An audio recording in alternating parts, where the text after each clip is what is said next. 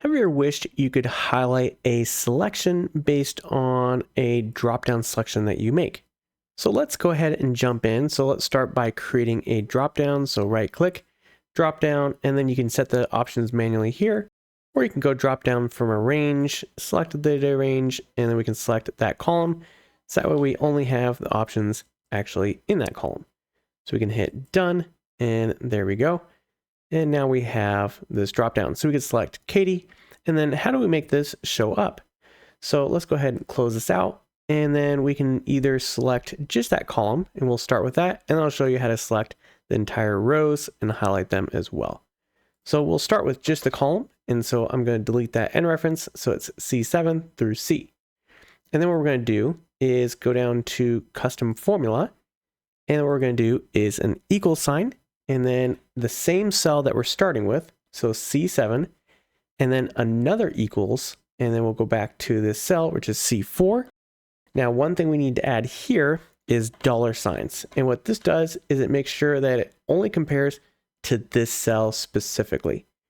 And then once you have that in place, now you can see they're already highlighting with the default.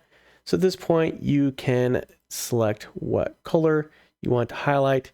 So we can select orange, for example, whatever color you want. You can highlight it with bold, italics, whatever you need to there as well. And then when we're done, you can click done. And so now at this point, if I come down and select Wayne, the conditional formatting now highlights everything that has Wayne in the rep column. So what happens if we want to highlight the entire row instead of just this column? So if we go back into here, there's two things we need to adjust. So one is the apply to range. So we can adjust this to A through G or whatever columns that we want. Like maybe if we only want to go A through E, and then we can delete that end reference if you like. And then one thing we need to do here now is also add a dollar sign in front of the column. And the reason why is so it only looks at this column for that reference. Now I probably need to change this to B because we probably don't want to highlight that empty column. But if you did want to highlight the empty column, you could set it to A. So this apply to reference can be whatever columns that you want in that range. The only thing you want to make sure is that the starting here matches the starting here, unless you're doing a offset on purpose. But usually you want these to match exactly. And at this point now, everything is highlighting based on that selection. So let's go ahead and just do to G. So it's highlighting the entire row, and we'll click done. And now we can update this and show whatever rep we want highlighted in that case. And so this would be a good one. Like for example, if you're going to use something like a sum ifs, and we're going to add everything in here where the rep is equal to our selection, just like that. If I can click that cell, and then we can add that dollar amount, and you can quickly go through, see Katie, see the amount, and easily see the rows that add up to that amount. Just like that.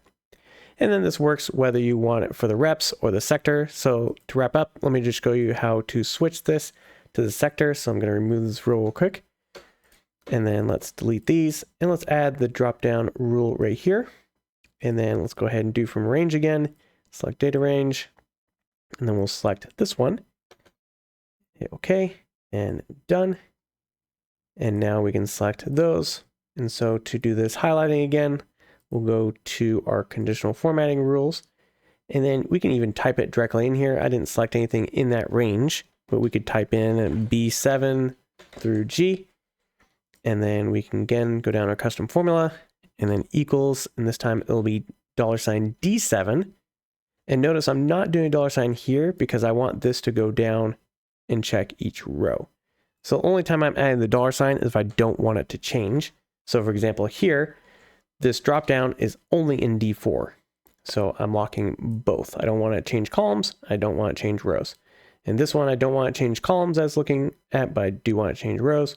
And so let's go ahead and finish this up real quick, just like that. And now everything with healthcare is being highlighted.